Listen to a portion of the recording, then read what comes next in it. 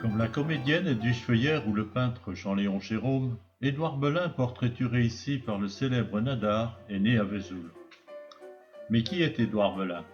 C'est l'inventeur du bélinographe, un appareil mystérieux capable de téléphoner à distance dès 1907 des images et des textes de qualité. Les Belin, une famille de Rhodes, sont d'origine alsacienne. Après la capitulation de la France, la famille Belin choisit de s'exiler à Montpellier puis à Vesoul, où Belin père est nommé conseiller à la cour. Alors que son père a déjà 42 ans, le jeune Édouard vient compléter la fratrie. Il a un frère Marcel de 6 ans et deux sœurs de 7 et 4 ans. C'est au lycée impérial de la ville qu'il débute sa scolarité. Attentif, curieux, discipliné bien qu'un peu expiègle, il est bien placé dans toutes les matières.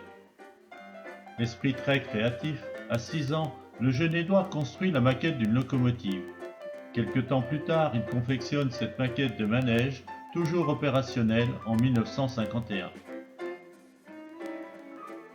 7 ans plus tard, son père est nommé conseiller à la cour d'appel de Dijon. Comme à la maison, c'est avec fermeté et autorité qu'il y dirige les débats. Mais alors qu'il vient d'avoir 14 ans, c'est le drame familial. Sa sœur Hélène et quelques mois plus tard sa mère décèdent.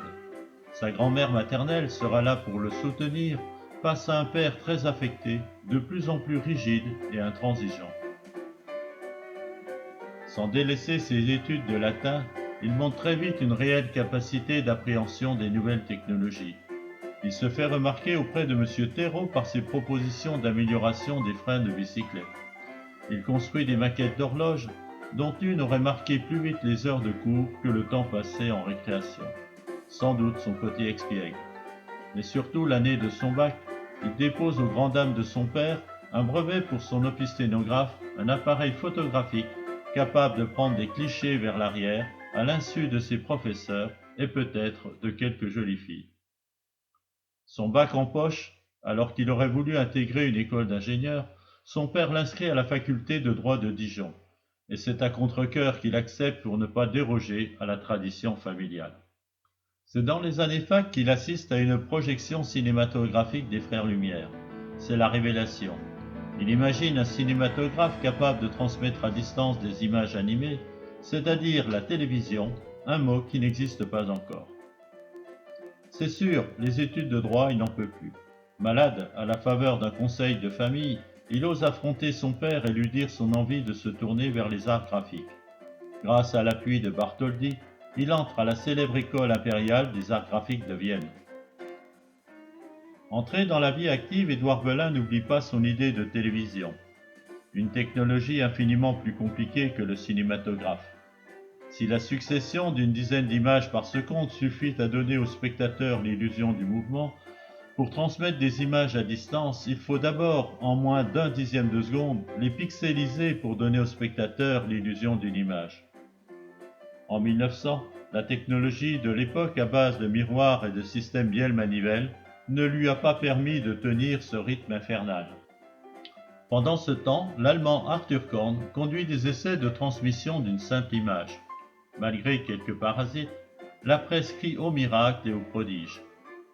Piqué au vif, Édouard Belin abandonne ses travaux sur la télévision pour se consacrer lui aussi à la transmission d'images fixes, pour lesquelles le facteur temps est sans grande importance.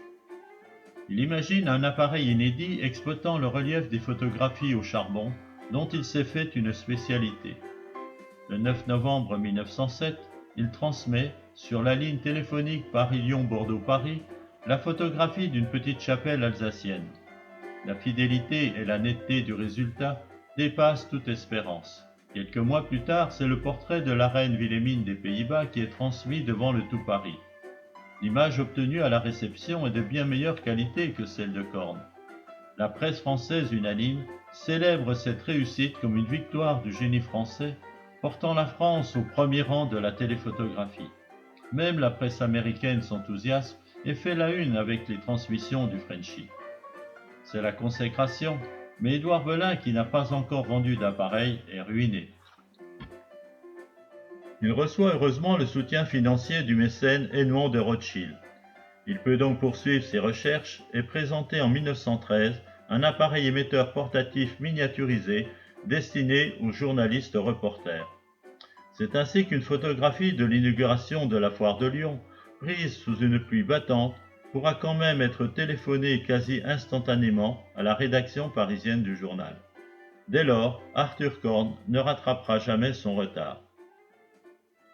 En 1920, il est sollicité par le journal Le Matin pour retransmettre en exclusivité les photographies de la cérémonie d'ouverture des JO d'Anvers.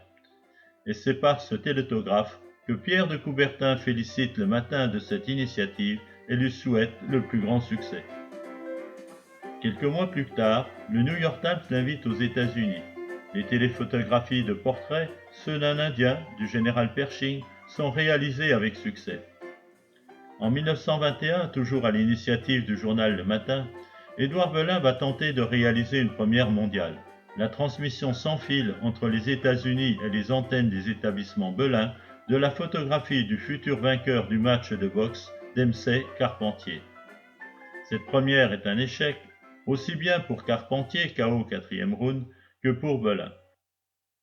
Resté sur place, avec plus de temps pour peaufiner ses réglages, de nouvelles transmissions sans fil sont réalisées avec succès.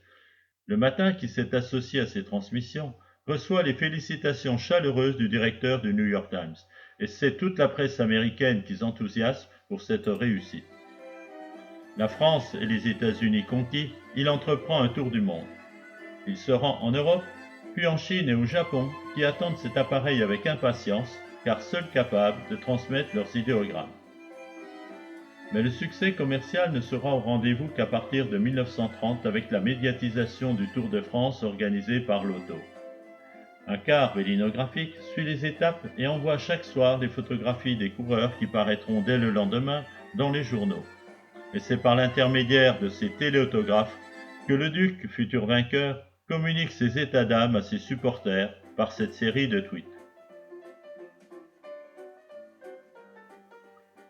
Peu à peu, l'usage du bélinographe devient un outil indispensable.